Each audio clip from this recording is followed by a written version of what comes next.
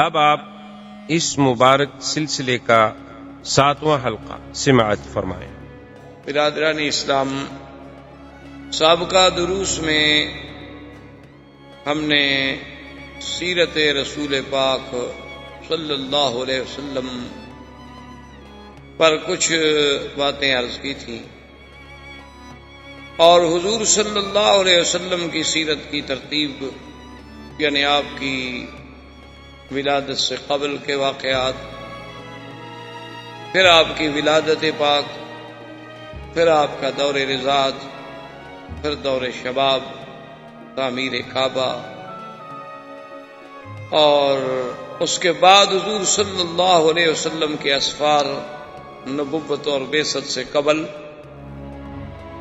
اور اس کے بعد حضور صلی اللہ علیہ وسلم پر اللہ کی طرف سے سب سے پہلی وحی کا اترنا، جبکہ آپ غار حرا میں تھے اور جبریل علیہ السلام آپ پر قرآن کی پہلی 5 آیات لے کر نازل، اور اس کے بعد حضور صلی اللہ علیہ وسلم کا سیدہ خدیجہ رضی اللہ تعالی عنہا کے گھر میں آنا، سیدہ خدیجہ رضی اللہ تعالی عنہا کا ورقہ ابن نوفل کے پاس لے کر جانا، ورقہ ابن نوفل کی طرف سے بھی تصدیق، پھر سیدہ کا ایمان لانا، اور مردوں میں سے سیدنا ابو بکر رضی اللہ تعالی عنہ کا ایمان لانا، یہ تمام باتیں تقریباً ہم اپنے دروس سابقہ میں پڑھ چکے۔ اب بات یہاں تک پہنچی تھی کہ اللہ نے جب اپنے نبی پاک کو حکم دیا کہ آپ اب لوگوں کو ڈرائیں، ڈرائیں کا معنی یہ ہے کہ جہنم کی آگ سے ڈرائیں، اللہ کی نافرمانی سے ڈرائیں، اللہ کی معصیت سے ڈرائیں، تو اب جب انذار کا حکم ملا اور اللہ کے نبی نے اپنی بعثت کے بعد اللہ کے احکام کے مطابق اس انذار پہ کام شروع فرمایا، آپ نے صفا پہ ندا دی، آپ نے مکہ کے پہاڑوں پہ ندا دی، آپ نے حرم کعبہ میں ندا دی، آپ نے اسواق میں ندا دی، یعنی کوئی ایسا مقام نہیں تھا جہاں اللہ کے نبی نے، اللہ کے پیغمبر نے، سرکار دو عالم نے اللہ کی توحید کی دعوت نہ دی۔ تو جب حضور صلی اللہ علیہ وسلم نے توحید کی دعوت دی، کفار قریش پہ گراں گزری، تو سب سے پہلے تو انہوں نے یہ کوشش کی کہ کسی طرح حضور صلی اللہ علیہ وسلم اپنی اس دعوت کو چھوڑ دیں اور ہمارے دین کی، ہمارے الہہ کی، ہمارے خداؤں کی، ہمارے عقیدے کی تردید اور مخالفت نہ کریں۔ اس ضمن میں قریش نے اپنے سرداروں کو اور اپنے رؤساء کو جمع کیا، اور جمع کرنے کے بعد ابی طالب سے بات کی، کیونکہ حضور صلی اللہ علیہ وسلم کی کفالت اول جو تھی وہ عبد المطلب کے پاس، لیکن عبد المطلب جب فوت ہو گئے تو پھر حضور صلی اللہ علیہ وسلم کی کفالت جو ہے ابی طالب نے قبول کی، اور اس وقت ابی طالب جو ہیں وہ بھی مکے کے سردار تھے اور اوسائے مکہ میں تھے۔ تو ابی جہل نے، جس کا نام عمرو بن ہشام تھا اور کنیت وہ ابو الحکم کہلاتا تھا، لیکن اس کی عناد سے، اس کی تعصب سے، اس کی مخالفت سے، حق کو ٹھکرانے سے، باطل کو اپنانے سے اس کی کنیت جو ہے پھر ابی جہل پڑ گئی۔ تو وہ سارے وفد کو لے کے ابی طالب کے پاس پہنچا اور اس نے کہا کہ ابی طالب، آپ چونکہ ہمارے بڑے ہیں اور سردار ہیں اور قریش مکہ سے آپ کا بہت بڑا تعلق ہے اور خاندان بنو ہاشم سے آپ کا بہت بڑا مقام ہے، لیکن آپ کے بھتیجے سیدنا محمد الرسول اللہ صلی اللہ علیہ وسلم نے ہمیں تنگ کر دیا ہے، ہم بالکل مجبور ہو گئے ہیں کہ وہ ہمارے خداؤں کی مخالفت کرتے ہیں، لات و عزا کی مخالفت کرتے ہیں، اور یصفح احلامنا اور کان یکفر آباءنا، اور ہمارے باپ دادے کے دین کے طریقے کی تردید کرتے ہیں، ہم صبر نہیں کر سکتے۔ ہم مجبور ہیں، لہذا آپ محمد مصطفیٰ صلی اللہ علیہ وسلم کو ہدایت کریں کہ وہ یہ بات جو ہے چھوڑ۔ ابی طالب نے حضور صلی اللہ علیہ وسلم کو سمجھایا اور بتلایا کہ آپ کی قوم کا وفد آیا تھا اور ان کا یہ مطالبہ ہے۔ حضور نے فرمایا کہ یہ میرا کوئی ذاتی کام تو نہیں ہے، مجھے تو اللہ نے نبی بنا کے بھیجا ہے، میں تو اللہ کے حکم کا پابند ہوں، میں کیسے چھوڑ سکتا۔ اب کفار قریش نے ایک دوسرا طریقہ اختیار کیا۔ انہوں نے ابی طالب سے کہا کہ آپ اپنے بھتیجے سے کہیں کہ وہ ایک نیا نظریہ، چونکہ ان کے لیے تو یہ ایک نئی بات تھی نا، کیونکہ وہ تو سوچ بھی نہیں سکتے تھے، وہ تو صدیوں سے اسی کفر میں مبتلا چلے آ رہے تھے کہ بتوں کی عبادت کرنی ہے، بتوں کی پوجا کرنی ہے، بتوں کے آستانوں پہ جانور ذبح کرنے ہیں، ان کے نام پہ چڑھاوے چڑھانے ہیں، ان کے مجاوروں سے جا کے کس سے کہانیاں پوچھنی ہیں۔ ان کا تو یہ ایک بات تھی، ایک دن سے نہیں تھی، آباء و اجداد سے چلی آ رہی تھی۔ اور جب اللہ کے نبی نے ان سب پر توحید کی ضرب ماری تو وہ تلبلا اٹھے اور کہنے لگے اجعل الآلہۃ الہا واحدا، یہ کیسے؟ تو اب انہوں نے ایک نیا رنگ اختیار کیا۔ انہوں نے کہا کہ اگر اللہ کے نبی اس نئے نظریے کے پیش نظر یہ خیال مبارک میں ہے کہ مجھے مکے کی سرداری مل جائے، میں مکے کا سردار مان لیا جاؤں، اور بغیر کسی اختلاف کے تو ہم آپ کو سردار ماننے کے لیے تیار ہیں، آپ سے اور اچھا ہمیں کون مل سکتا ہے کہ آپ صادق بھی ہیں، امین بھی ہیں، اور بنو ہاشم کے چاند ہیں، محمد ابن عبداللہ ہیں، ابن عبد المطلب ہیں، آپ عالی نسب ہیں، تو آپ بالکل سردار بنے، ہم سب بیعت کرنے کے لیے تیار۔ اور اگر انہوں نے کہا کہ حضور صلی اللہ علیہ وسلم نے اپنی اس شہرت سے فائدہ اٹھانے کے بعد یہ سوچا ہے کہ کسی بڑے گھر میں میری شادی ہو جائے، کیونکہ جب آدمی کسی چیز میں شہرت حاصل کر لیتا ہے تو پھر بڑے بڑے گھر جو ہیں وہ بھی اس سے شادی کرنا چاہتے ہیں، تو آپ اشارہ کر دیں اور مکے کے جس خاندان، جس گھرانے کی جس لڑکی پہ حضور صلی اللہ علیہ وسلم ہاتھ رکھے ہم دینے کے لیے تیار ہیں، نکاح کر لیں۔ اور تیسری بات یہ ہے کہ خدا نہ کرے اگر حضور صلی اللہ علیہ وسلم کو کوئی تکلیف ہے، یعنی آپ پر کوئی جن کا اثر ہو گیا، آپ پر کسی نے کوئی سحر کر دیا ہے، کہ آپ اپنے عقل سے ماورا باتیں کہتے ہیں، جو باتیں بالکل حقیقت کے خلاف ہیں، جو باتیں بظاہر ہماری سمجھ سے بالا تر ہیں، کہ ایسی بات ہے کہ لات عزا منات یہ 360 خدا سب چھوڑ دیے جائیں، اور ایک خدا جو ہم دیکھ بھی نہیں سکتے، ہمیں نظر بھی نہیں آتا، وہ سارے کام ایک خدا سر انجام دیتا ہے، خیر بھی وہی کرے شر بھی وہی کرے، کیسے ہو سکتا ہے؟ یہ کوئی بات عقل میں آنے والی بات کہ دن بھی پیدا کرے پھر رات بھی پیدا کرے، ایک بندے کو پیدا بھی کرے پھر اس کو مار بھی دے؟ یہ باتیں ہمیں تو سمجھ نہیں آ سکتی۔ ہاں، مارنے والا اور ہے، پیدا کرنے والا اور ہے، بات سمجھ آ سکتی، لیکن ایک آدمی پیدا کرے، خدا ہے، اس نے خود پیدا کیا، بنایا، بنانے کے بعد اس کو مٹا دے، آسمان و زمین کو پیدا کیا، فرماتے ہیں پھر اس کو بھی ختم کر دے گا، سب توڑ پھوڑ دے گا۔ یہ باتیں ہماری سمجھ سے ماورا ہیں، شاید کوئی جن کا اثر ہے تو ہم علاج کرانے کے لیے تیار۔ جب یہ باتیں حضور صلی اللہ علیہ وسلم کے لیے انہوں نے تجویز کی اور ابی طالب نے آپ کے سامنے یہ باتیں رکھی، تو حضور نے فرمایا کہ چچا دیکھو، اگر مکے کی سرداری کی بات ہو تو سرداری تو اب بھی ہمارے گھرانے میں ہے، پہلے عبد المطلب کے پاس تھی، اب آپ کے پاس، اور اگر مکے کی کسی بڑے خاندان میں شادی کی بات ہے تو خدیجہ سے بڑی عورت کون ہے مکے کی؟ سیدہ خدیجہ رضی اللہ تعالیٰ عنہا، بے اعتبار نسب کے، بے اعتبار حسب کے، بے اعتبار مال کے، اس سے بڑا کون ہے مکے میں؟ اور وہ تو 25 سال پہلے سے میرے گھر میں ہے، اور اس نے تو مجھے خود تمنا کر کے شادی کی، اور اس کی ساری دولت میرے ہاتھ۔ اور اگر یہ کہتی ہیں کہ نعوذ باللہ مجھ پر جنات کا یا کوئی بیماری کا اثر ہے، تو جن والے لوگ جو ہیں ان کو دیکھا انہوں نے کبھی کہ وہ جنات اسی طرح پاک رہتے ہیں، صاف رہتے ہیں، عبادت کرتے ہیں، اللہ کی دعوت دیتے ہیں؟ وہ تو پلید لوگ ہوتے ہیں جن پر جنوں کا اثر ہوتا۔ اور ایک بات انہوں نے کہا کہ ابی طالب سن لیں، اگر آپ بھی گھبرا گئے ہیں، اگر آپ بھی ڈر گئے ہیں میرا ساتھ دینے سے، تو آپ یہ بات یاد رکھ لیں ابی طالب، میں آپ کی کفالت کی وجہ سے یہ بات نہیں کہہ رہا، بلکہ یہ میرا فریضہ رسالت ہے جو میں نے ہر حال میں ادا کرنا ہے۔ آپ سرداران مکہ سے کہہ دیں کہ اگر وہ چاند لا کر میرے ہاتھ پہ رکھ دیں، سورج لا کر میرے ہاتھ پہ رکھ دیں اور مجھ سے مطالبہ کریں کہ میں توحید کی دعوت کو چھوڑ دوں، میں ان سب چیزوں کو ٹھوکر مار سکتا ہوں، لیکن اللہ کے حکم کی تعمیل میں کبھی کوتاہی نہیں۔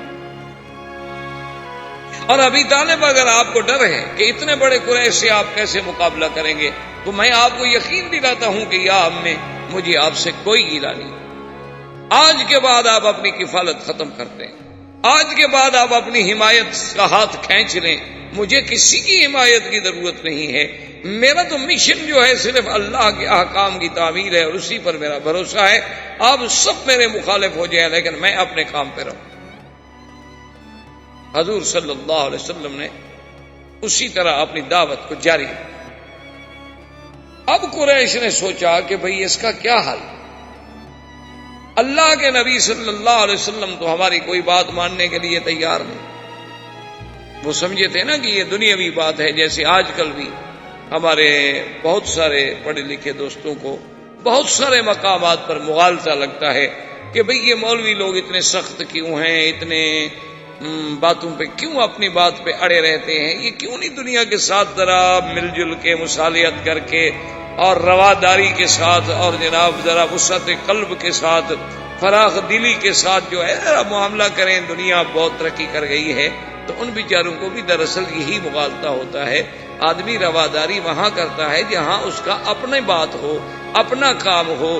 آپ نے مجھ سے پیسے لینے ہیں، آپ نے مجھ سے گھر مانگا ہے، آپ نے مجھ سے رہنے کی جگہ مانگی ہے، اس میں تو رواداری ممکن ہے۔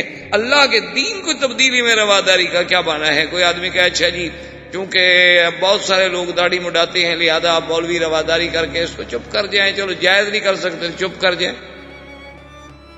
یہ رواداری نہیں ہوگی، یہ دین سے انحراف ہوگا، دین سے غداری۔ اس کی چھوٹی سی مثال آپ دیکھ لیں کہ اگر آپ کسی کو چوکیدار رکھیں کہ آپ نے میرے گھر کا پہرا دینا ہے اور میں آپ کو اتنی تنخواہ دوں گا اور آپ نے رات کو 10 بجے سے صبح 6 بجے تک ڈیوٹی دینی ہے اور بالکل اپنا الرٹ رہنا ہے۔ اب اس کے بعد کوئی چور آئے اور کہے کہ یار کم سے کم کچھ تو اخلاق رکھو، کچھ تو رواداری اختیار، یار تم اتنے بدخلق ہو کہ ہر وقت ڈنڈا لے کے کھڑے ہو، کوئی بات ہے؟ تم تھوڑا سا تو نرم ہو جاؤ، تھوڑی سی رواداری کرو۔ چلو میں تمہارے مالک کی گاڑی نہیں چراتا، بڑی چیزیں نہیں چراؤں گا، چھوٹی موٹی چیزیں اگر اٹھا لوں تو کیا فرق پڑتا ہے؟ تمہارے مالک کو تو پتہ بھی نہیں چلے۔ میں اگر کار لے جاؤں ٹھیک ہے، مالک پوچھے گا ابھی گاڑی کہاں۔ میں اگر ان کے ڈرائنگ روم سے قیمتی قالین اٹھا لوں تو وہ دیکھے گا کہ کہاں ہے۔ لیکن یہ چھوٹی موٹی چیزیں جن پر ان کی کبھی نظر ہی نہیں پڑتی، اتنا تو تم روادار بنو یار، یہ کیا رواداری ہوئی؟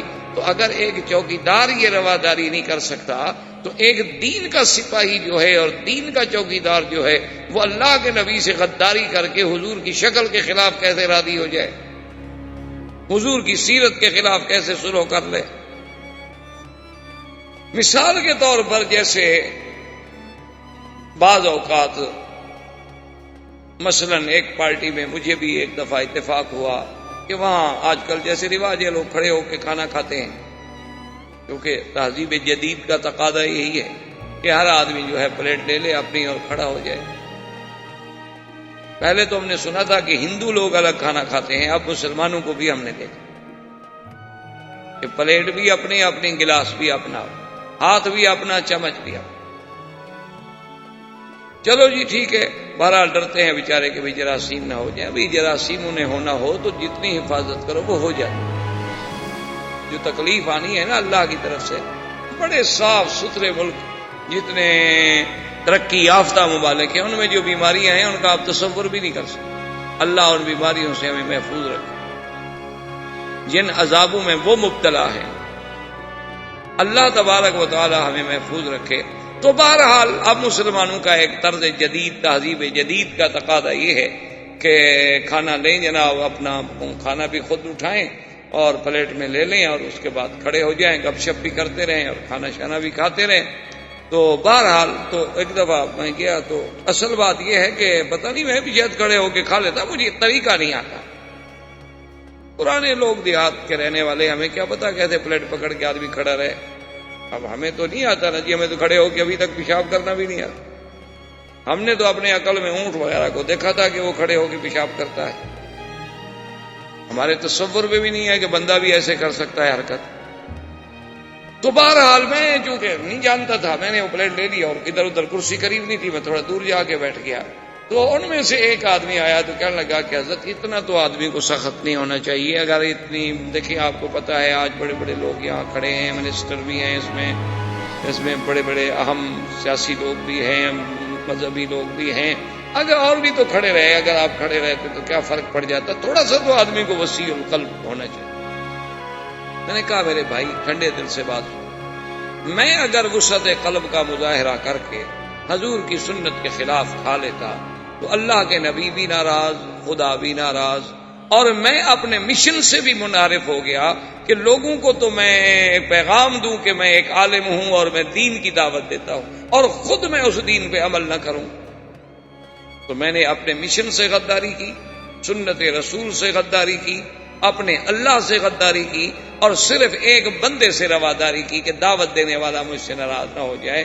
اور اگر تم نے علماء کو بلایا تھا اور تم رواداری کر کے ذرا کھانا سنت کے مطابق نیچے لگا لیتے، سب بیٹھ کے کھا لیتے، تو تم پہ اللہ بھی راضی، اللہ کا رسول بھی راضی، اور زندگی میں چلو ایک دفعہ سنت پہ عمل ہو جاتا. تو تم مجھے بتاؤ تمہاری رواداری کرنا زیادہ بہتر تھا یا میری رواداری کرنا زیادہ بہتر؟ دیکھیں نا، اس طرح تو آپ کہہ سکیں گے کہ حضرت ابراہیم علیہ السلام نے بھی قوم سے رواداری نہیں کی، جا کے بتوں کو توڑ ڈالا. دیکھو جی، کوئی عقل کی بات ہے، کسی کی دین کو نہ مانو، لیکن یہ تو نہیں کہ جا کے توڑ دو. پھر ان کے بارے میں آخر آپ کیا فتویٰ دیں گے؟ خدا تو اس کے اس عمل سے اتنا خوش ہے کہ وہ کہتا ہے کہ خلیل ہے میرا. اللہ نے تو انہیں خلیل اللہ کا لقب دیا، لیکن آپ اس کو کہیں گے کہ جی حقوق انسانیت کے خلاف ہے کہ کسی کے خدا کو جا کے توڑ ڈالو. آپ نے تو کسی کا دل توڑ دیا.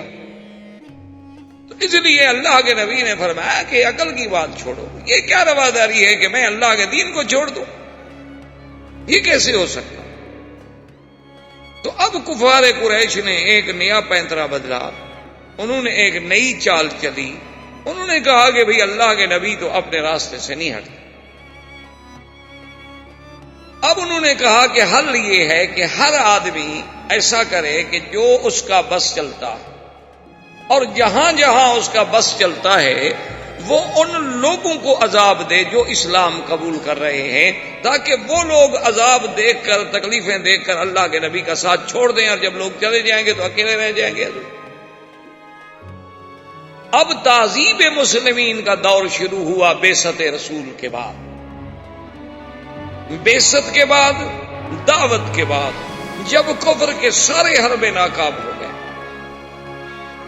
جب کفار قریش کی ساری تدبیریں ناکام ہو گئی، تو انہوں نے اب یہ پروگرام بنا لیا کہ بھئی دیکھو، اکثر تو زیادہ سے زیادہ لوگ جو مسلمان ہو رہے ہیں وہ غریب ہیں اور غلام ہیں، تو ان کو اتنا عذاب دو کہ وہ اللہ کے نبی کو چھوڑ جائیں. تو اس کے لیے تجویز ہو گئی اور سب نے اپنے اپنے حصے تقسیم کر لیے کہ حضرت بلال جو تھے یہ امیہ کے غلام تھے. انہوں نے کہا کہ بلال کو تو میں ٹھیک کرتا ہوں. سمیہ، عمار، یاسر اور عمار، اس پر ابو جہل نے اپنی ذمہ داری لے لی کہ ان کو میں تعذیب دوں گا. ایک بنی معمل قبیلہ کی باندی تھی، جاریہ تھی بنی معمل کی، اس کو حضرت عمر نے کہا کہ میں تعذیب دوں گا. اسی طرح کسی نے بی بی زریرہ کو تعذیب دینے کا ذمہ داری قبول کر لی، کسی نے ایک بی بی نہدیہ تھی ان کو تعذیب دینے کی ذمہ داری قبول کر لی. تو اب کفار قریش کا یہ دور شروع ہوا کہ جو جو لوگ اسلام لا چکے ہیں انہیں تکلیفیں. اور خدا کی قدرت ہے کہ مکی زندگی میرے مدنی کی نبوت کے ابتدائی دور میں یہ وہ دور تھا کہ جس میں اللہ کی طرف سے حکم تھا کہ صبر اور صبر اور صبر، یعنی صبر محض، کہ جو دشمن جتنی کوشش کرے جواب ہی نہیں دیتا. اس لیے قرآن میں ایک ہی ہدایت کی کہ وَاصْبِرْ كَمَا صَبَرَ أُولُو الْعَزْمِ مِنَ الرُّسُلِ، بس میرے مدنی صبر. حتیٰ کہ اللہ کے نبی کو اتنا حکم بھی نہیں تھا کہ آپ اپنے صحابہ کو کہیں کہ چلو بھی جواب تو دے دیں نا، بھئی ایک آدمی مار رہا ہے تو چلو تم گالی تو دے دو. فرمایا بالکل صبر کرو. حضرت بلال رضی اللہ تعالی عنہ کو امیہ ابن خلف کیا کرتا، اللہ معاف کرے، این شدید گرمی میں جب این پتھر جل رہے ہوتے آپ کو تو مکے کی گرمی کا پتہ، مکے کی گرمی تو ضرب المثل ہے، ابھی دیکھا نہیں 4 دن قبل کیسے گرمی تھی. علماء نے تو مکے کی گرمی سے مسائل نکالے ہیں کہ الحر حر مکہ والسکل سکل النبوۃ فکیف لا یعرق. ملا علی قاری نے مسئلہ نکالا ہے کہ آدمی اگر گھوڑے پہ سوار ہے، خچر پہ سوار ہے، گدھا پہ سوار ہے اور اس جانور کا پسینہ کپڑوں کو لگ جائے تو کیا وہ کپڑے پاک ہوں گے یا کپڑے دھونے پڑیں گے؟ تو انہوں نے کہا کہ نہیں، کپڑے نہیں دھونے پڑیں گے، جانور کا پسینہ حرام اور پلید نہیں ہوتا، اس لیے کہ حضور صلی اللہ علیہ وسلم رکھے بہیمارن، مکے میں حضور نے ہمار پہ گدھا پہ سواری فرمائی. تو ملا علی قاری فرماتے ہیں یہ کیسے تصور کیا جا سکتا ہے کہ مکے کی گرمی ہو اور بوجھ نبوت کا ہو، اور کیسے ہو سکتا ہے کہ پسینہ نہیں آیا ہوگا جانور کو؟ لیکن حضور نے کپڑے نہیں دھوئے. تو مکے کی گرمی تو یعنی ایک ضرب المثل ہے.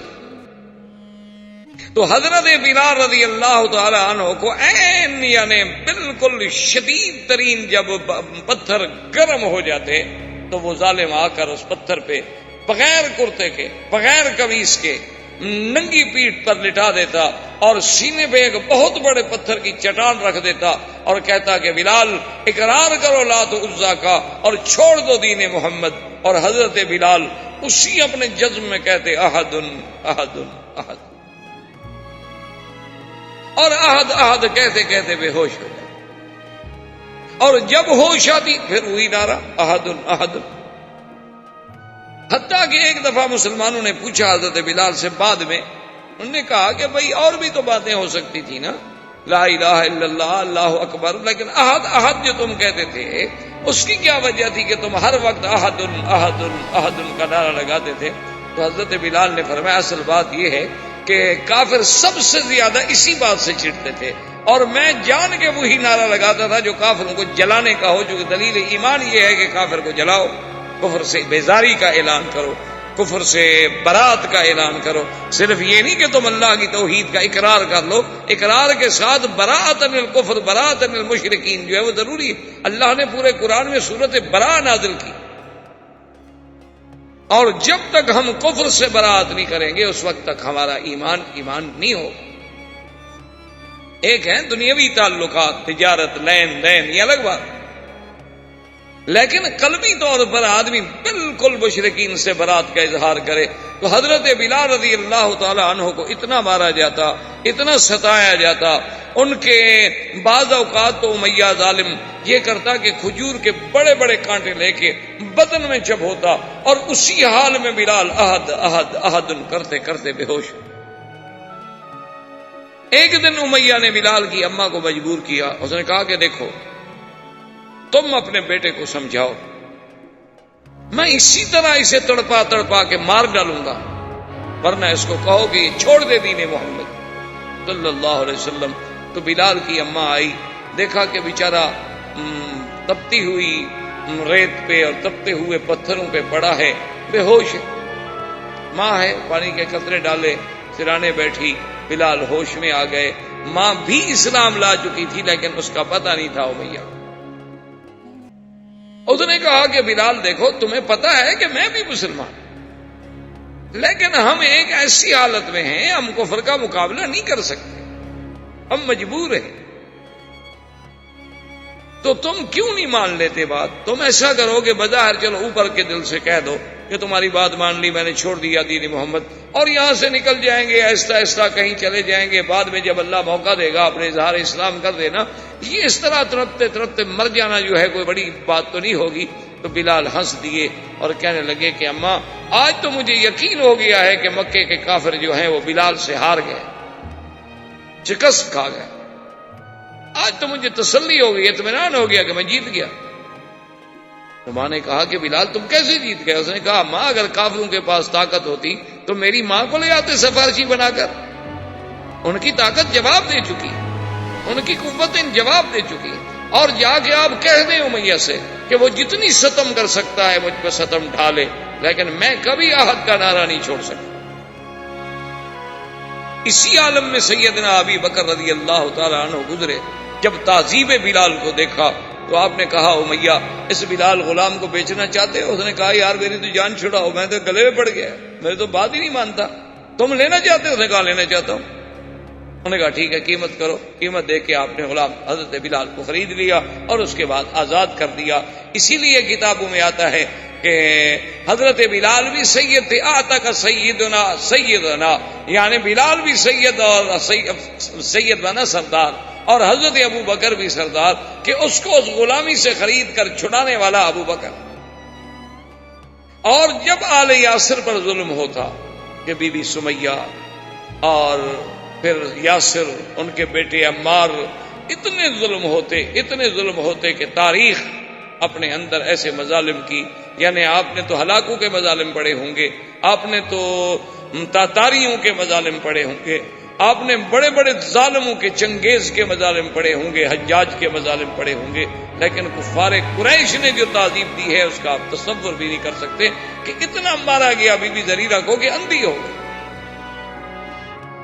اور جب وہ اندھی ہو گئی تو کہتے کیا تھے؟ کہتے تھے کہ ہاں ہمارے لات عزا کی مخالفت کی ہے نا تو ہمارے خداؤں نے تجھے اندھا کر دیا۔ اور بی بی زریرہ رات کو اکیلے بیٹھ کے روتی اور کہتی کہ مولا مجھے اندھا ہونا منظور ہے، مجھے تکلیفیں منظور ہیں، میں اب تیری توحید اور تیرے نبی کا دامن نہیں چھوڑ سکتی، لیکن یہ جو تانا دیتے ہیں نا کہ ہمارے خداؤں نے تمہیں اندھا کر دیا ہے، یہ تانا میرے لیے ناقابل برداشت ہے۔ صبح جب اٹھی تو آنکھیں روشن تھیں، آنکھیں پھر بحال ہو گئی، نور واپس آ گئی۔ اب کافر حیران کہ بھی یہ کیسے پھر آنکھوں والی ہو گئی۔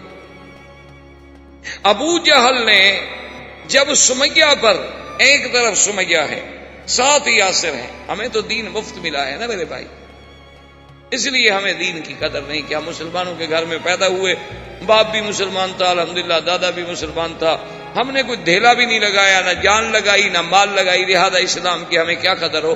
ہم نماز بھی پڑھتے ہیں تو خدا رسول پہ احسان کرتے ہیں کہ جی آج میں حرم میں نماز پڑھ کے آئے ہوں، اچھا جی بڑی مہربانی، اچھا ہے آپ نہ جاتے تو حرم اداس ہو جاتا۔ آج تو میں نے جناب طواف کیا، ہاں جی بالکل شکر ہے اللہ کا، آپ طواف نہ کرتے تو خدا کا گھر خالی ہو جاتا، اللہ کے فرشتے بھی نہیں ہیں، بلکہ پتہ نہیں ہمارے طواف سے ہی کعبہ تنگ آتا ہو، تو یہ تو میں سوچ سکتا ہوں، یہ تو میں تصور کر سکتا ہوں کہ ہمارے طواف کی وجہ سے اللہ کے کعبے کو، اللہ والوں کو، ملائکہ کو تکلیف ہوتی ہو، یہ تو میں سوچ سکتا ہوں، یہ مجھے نہیں یقین آتا کہ ہماری وجہ سے انہیں کوئی راحت ملتی ہو۔ اس لیے کسی نے کہا تھا نا کہ چوں طواف کعبہ کردم، کہ جب میں طواف کرتا ہوں تو کعبہ ندا برآمد، کعبے سے ندا آتی ہے کہ بیرون درچے کر دی کہ درون خانہ آئی، میرے باہر تم کیا کر رہے تھے کہ اب اندر بھی آ گئے ہو، کہ بیرون درچے کر دی، تم باہر کیا کیا کام کر رہے تھے، انہی پاؤں کو لے کے میرے پاس بھی آ گئے۔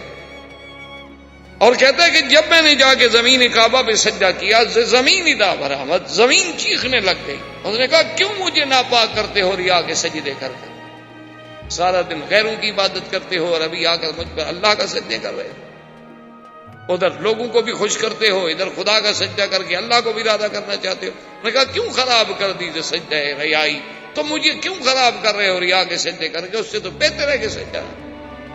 اس لیے مجھے تو بہرحال یہ ڈر لگتا ہے کہ کہیں ہماری یہ بے ادبی کہ ہم اتنے گناہوں کے ساتھ، اتنی زیادتیوں کے ساتھ ساری زندگی، اللہ معاف کرے، ہماری زبانیں گندی، ہمارے پاؤں گندے، ہمارے اعمال گندے، اور پھر ہم کعبے میں چلے جاتے ہیں بس اس امید سے کہ وہ غفور الرحیم، کہ وہ ارحم الراحمین ہے، اب اس کے بندے ہیں، مخلوق ہیں، بس جیسی ہیں، ورنہ تو حقیقت میں انسان کو ڈر لگتا ہے کہ میں کیا ہوں اور کہاں ہوں۔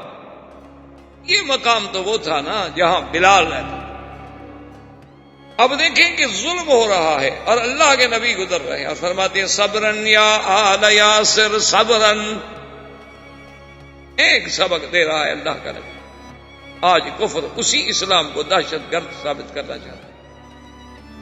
کاش ان کے سامنے میرے مدنی کی سیرت ہوتی، کاش ان کے سامنے میرے مدنی کی مکی زندگی ہوتی، کاش یہ جہاد اور فساد کا فرق سمجھ سکتے۔ یہ دہشت گردی ہے کہ بلال کو تڑپایا جائے، خباب کو تڑپایا جائے، سمیہ کو تڑپایا جائے، زریرہ کو تڑپایا جائے، نہدیہ کو تڑپایا جائے، عمار اور یاسر کو تڑپایا جائے، خباب الارت کو تڑپایا جائے، حضور کے صحابہ کو انگاروں پہ لٹا دیا جائے۔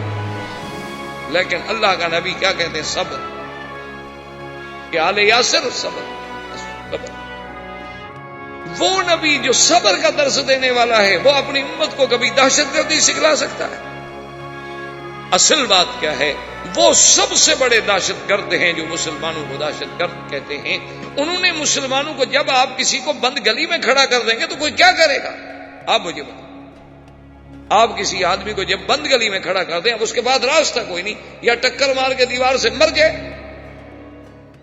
تم تو حالات ایسے پیدا کرتے ہو کہ مسلمان بند گلی میں جا کے مجبور ہوں، اور جب مجبور ہو کر وہ کوئی بات کریں کہ دیکھیں نہیں مسلمان ایسے ہیں، مسلمان ایسے ہیں، مسلمان ایسے ہیں. عجیب بات ہے. اگر ہمارے آپ کے ملک میں، آپ نے کتابوں میں، تاریخوں میں، اخباروں میں پڑھا ہے کہ اگر ہندو 500 مسلمان عورتوں کو ننگا کر کے ان کی ویڈیو بنائے تو وہ تو کوئی بات نہیں، اگر اس پر کوئی تڑپ کے وہاں کوئی حادثہ کر بیٹھے، دہشت گرد ہے مسلمان. بھائی خدا عقل دے. اگر تم اتنے ظلم و ستم نہ کرتے تو آخر صدیاں بیت گئی ہیں ہندوستان میں مسلمانوں کو رہتے ہوئے، اور ملکوں میں مسلمانوں کو رہتے ہوئے صدیاں بیت گئی ہیں. انہوں نے تو کبھی کسی کو تھپڑ نہیں مارا، بلکہ ہم سے تو مسلمان بیچارے، آپ یقین فرمائیں، اللہ کے حرم میں آگے مسئلے پوچھتے ہیں کہ ہمارا ہمسایہ ہندو ہے، اس نے ہم سے زمزم مانگا ہے، اس نے ہم سے مدینے کی کھجور مانگی ہے، ہم لے جائیں. وہ کہتے ہیں لے جاؤ، دے دو، کوئی بات نہیں، کیوں نہ دو. یعنی مسلمان تو اتنا ہے کہ اس نے اپنے ہندو ہمسائے کو مکے میں بھی یاد رکھا، مدینے میں بھی یاد رکھا. اس کے لیے مکہ مدینے کی مقدس پاک چیز لے کے جانے کے لیے تیار ہے. بیچارہ مسئلہ بھی پوچھ رہا ہے کہ کہیں پتہ نہیں شریعت میں منع نہ ہو کہ میں ایسی پاک چیزیں جا کے کسی کافر کے ہاتھ پہ رکھ دوں. لیکن اس کے باوجود جب آپ اس کو اس مقام پہ لے جائیں کہ اس کی بیٹیاں، اس کی اولاد، جو کچھ ہو رہا ہے، پھر جب ظلم و ستم سے وہ تڑپے تو کہتے تڑپتا کیوں ہے؟ یہ دہشت گرد ہے. تو یہ دیکھیں اسلام کا کردار. حضور فرماتے ہیں صبرن. پتہ ہے سمیہ پہ کیا کیا ظلم ہوا؟ عورت، مرد بھی نہیں. ابھی جہل بدبخت نے آخر ایک نیا ڈھنگ سوچا. آج تک یہ بات ایمان سے کہیں، تاریخ میں اٹھا کر دیکھ لیں، یعنی تاریخ انسانیت میں جتنے ظالم گزرے ہیں کسی ظالم نے یہ نہیں سوچا ہوگا جو ابو جہل نے سوچا. اس لیے حضور پاک نے فرمایا کہ فرعونی اشد من فرعون موسیٰ. حضور نے فرمایا کہ میرا فرعون هذه الامہ ابی جہل، فرمایا میرا فرعون جو ہے موسیٰ علیہ السلام کے فرعون سے بھی زیادہ سخت ہے. صحابہ نے پوچھا حضور کیسے؟ فرمایا موسیٰ علیہ السلام کا فرعون جو مقابلے پہ تھا، جس نے دعوی خدائی کیا تھا، جو انا ربکم الاعلی کہتا تھا، لیکن جب اس کو پانی کا غوطہ لگا تو کہنے لگا اذا ادركه الغرق قال آمنت انه لا اله الا الذي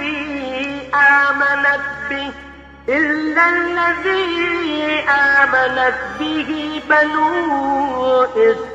إسرائيل وأنا من المسلمين. فوراً ایمان لے آیا کہ جی میں تو مانتا ہوں.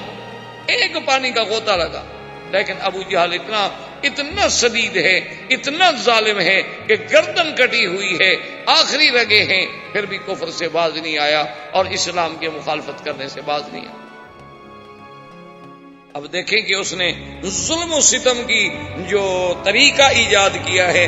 آج پوری تاریخ آپ اٹھا کے دیکھ لیں، آج کی تاریخ میں آپ بھی سمجھ نہیں سکیں گے کہ ابھی جہل سے پہلے بھی کسی ظالم نے ایسے سوچا ہوگا. بعد میں تو لوگوں نے بہت سوچا، کیا کچھ نہیں ہوا کشمیر میں، کیا کچھ نہیں ہوا کوسوفو میں، کیا کچھ نہیں ہوا سربیا میں، کیا کچھ نہیں ہوا شیشان میں مسلمان بیٹیوں کے ساتھ، خواتین کے ساتھ. ابو جہل نے 2 اونٹ منگوائے اور اونٹوں کو رسے باندھے گئے، اور رسے بی بی سمیہ کے پاؤں میں باندھے گئے. ایک اس پاؤں میں رسا باندھا گیا، ایک اس پاؤں میں رسا. یہ کبھی آپ کا عقل سوچ سکتا ہے تہذیب کا یہ طریقہ؟ اور مخالف سمت میں اونٹوں کو کھڑا کیا گیا، اور اس ظالم نے کہا کہ جب میں حکم دوں تو دونوں اونٹوں کو بھگا دیا جائے. تو ایک اونٹ ادھر دوڑے گا، ایک اونٹ ادھر دوڑے گا. ابو جہل سامنے کھڑا ہے. جب اونٹوں کو دوڑایا تو خود نیزہ مارا بی بی سمیہ کی شرمگاہ میں، اور بی بی صاحبہ 2 حصوں میں چیر دی گئی. آپریشن نہیں، چھری سے نہیں کاٹا گیا، تلوار سے نہیں کاٹا گیا، اونٹوں نے طاقت سے چیر، جیسے مرغی کو پکڑ کے آپ یوں چیر، لیکن اس وقت بھی اس کی زبان پہ تھا لا الہ الا اللہ محمد رسول اللہ۔ یہ اول شہیدۃ فی الاسلام، اسلام کی سب سے پہلی شہیدہ ہے جو اسلام کے راستے میں شہید، یعنی تہذیب کی کوئی حد ہے۔ حضرت خباب بن الارت رضی اللہ تعالی عنہ ایک دن بیٹھے تھے، صحابہ نے کہا کہ حضرت خباب ہمیں اپنے ابتدائی اسلام کی بھی کوئی بات سنو۔ حضرت خباب بن الارت نے بتایا کیا کیا، آپ نے فرفع ثوبہ عن ظہرہ، آپ نے اپنی پشت سے کپڑا اٹھا لیا، کہا مجھ سے کیا پوچھتے ہو، میری پشت دیکھ لو، میری پشت پہ پوری ابتدائی اسلام کی تاریخ لکھی ہوئی ہے۔ صحابہ کہتے ہیں جب ہم نے آپ کی پشت کو دیکھا تو اس میں ایسے گڑے پڑ چکے تھے، ایسے گڑے پڑ چکے تھے اوپر سے لے کر نیچے تک، ایسے جیسے گڑے ہوتے ہیں اور پورے اندر تک گڑے پڑے ہوئے اور سیاہ ہوتے، حتیٰ کہ حضرت عمر جیسا آدمی، حضرت امیر المومنین عمر جیسے آدمی کہتے ہیں کہ مجھ سے صبر نہ ہو سکا، میں رو پڑا، اور واللہ ما رأیت، خدا کی قسم ایسی پشت کسی انسان کی میں نے نہیں دیکھی تھی۔ میں نے کہا خباب یہ کیا ہے؟ اس نے کہا اسلام کے لیے جب ہم اللہ کا نام لیتے تھے تو ظالم کفار جو تھے انہوں نے کیا کیا کہ انہوں نے انگارے بنائے، انگارے بنا کر، اور انگارے پتہ ہے کیسے بنائے گئے؟ یہ لکڑی کے انگارے نہیں، انہوں نے پتھر لے کے آگ میں رکھے، پتھروں کو آگ میں رکھا، اور پتھر جب آگ کی شدت سے سرخ ہو گئے، انگارہ بن گئے پتھر۔ جب انگارہ بن گئے تو میرے کپڑے اتار کے میری ٹانگوں سے پکڑ کر مجھے ان پتھروں پہ کھینچا، اور جب مجھے کھینچا جاتا تھا تو جہاں جہاں پتھر جلتا تھا جلا کے اندر گڑے پڑ جاتے تھے، اور اندر سے جو میری پیپ بہتی تھی اسی سے وہ انگارے بجھتے تھے، کوئی چھڑانے والا بھی نہیں ہوتا تھا۔ اور ایک دن آمنہ کے لال سرکار دو عالم رحمت دو جہاں سید محمد عربی فداہ ابی و امی صلی اللہ علیہ وسلم، آپ کعبہ شریف کے پاس بیٹھے ہیں کہ یہی خباب کو موقع ملا حضور کے قریب، ورنہ تو کعبے میں کون آ سکتا۔ قریب آنے کے بعد کہنے لگے الا تدعو لنا یا رسول اللہ، الا تستنصر لنا یا رسول اللہ، اللہ کے نبی آپ کچھ نہ کریں، اللہ سے تو دعا مانگے، ہمارے اللہ سے تو مدد مانگے کہ اللہ پاک ہماری نصرت فرمائے، ہم کب تک یہ عذاب تو برداشت نہیں کر سکتے ہیں۔ تو حضور نے فرمایا کہ خباب کیا کہہ رہے ہو، ہم سے پہلے ایسے لوگ گزرے ہیں کہ اللہ کے دین کے لیے جن کے سروں پہ آرا رکھا گیا، آرا رکھ کے چلایا گیا، جیسے لکڑی کو دو حصے کیا جاتا ہے، وہ دو ٹکڑے ہو گئے لیکن انہوں نے اف نہیں کی، تم ابھی سے گھبرا گئے ہو۔ آپ نے فرمایا خباب کیا کہہ رہے ہیں؟ ایک ایک دن میں 7 انبیاء کو قتل کیا گیا، ایک ایک دن میں اللہ کا نام لینے والے جو ہیں ان کے سروں پہ آرے رکھ کے چلا دیے گئے، ایک ایک دن میں انبیاء علیہ الصلوۃ والتسلیم کو پھانسیوں پہ لٹکایا گیا، اللہ کے نام لینے والوں کو نعوذ باللہ ثم نعوذ باللہ ثم نعوذ باللہ ایسا ہوتا تھا کہ ان کے چمڑے اتارے جاتے۔ آپ ذرا اپنے ہند کی تاریخ اٹھا کے پڑھیں کہ جنگ آزادی سے پہلے جب انگریزوں نے ظلم و تشدد کا بازار گرم کیا تھا تو ایک ایک دن میں 500 دین والوں کو پھانسی دی گئی، اور علماء عام مسلمان بھی نہیں، علماء کے یہ چمڑا جو ہے جیسے جانور کا چمڑا اتارتے ہیں نا، یوں چمڑا اتارا جاتا تھا اور پھر ان پہ نمک چھڑکا جاتا۔ حضور نے فرمایا خباب صبر کریں، ایک وقت آئے گا جب میرا دین پوری دنیا پہ غالب، اور فرمایا ایک وقت آئے گا کہ اگر ایک عورت مکے سے لے کر صنعاء تک یعنی یمن کے شہر صنعاء تک سفر کرے گی اس کو کسی چیز کا خوف نہیں ہوگا ما سوا اللہ کے۔ یعنی آپ اندازہ کریں سیرت پاک کا اور نبی صلی اللہ علیہ وسلم کی اس پیشین گوئی کا کہ اس عالم میں کہ تہذیب کا یہ عالم ہے، جب سارے صحابہ پر عذاب کے ظلم کے تمام حربے آزمائے گئے تو کچھ صحابہ نے آ کر حضور سے عرض کیا کہ یا رسول اللہ ہمارے پاس اتنی قوت بھی نہیں، اور اگر تھوڑی بہت کوئی انسان کے پاس قوت ہے تو آپ کہتے ہیں صبر کریں، تو اس کا کوئی حل بتائیں۔ حضور نے فرمایا میں آپ کو اجازت دیتا ہوں کہ حبشے کی طرف چلے جائیں، میں نے سنا ہے حبشہ میں ایک ایسا بادشاہ ہے کہ جس کی شہنشاہی میں، جس کے ملک میں کسی پر ظلم نہیں ہوتا، وہ کسی کو ظلم نہیں کرتا، تو تم لوگ جو ہے حبشے کی طرف چلے جائیں۔ تو سب سے پہلے حبشے کی طرف ہجرت کرنے والوں میں کون تھے؟ حضرت عثمان ابن عفان، اور ان کی بیوی اس وقت کون تھی؟ بی بی رقیہ بنت الرسول صلی اللہ علیہ وسلم، حضور کی بیٹی حضرت عثمان۔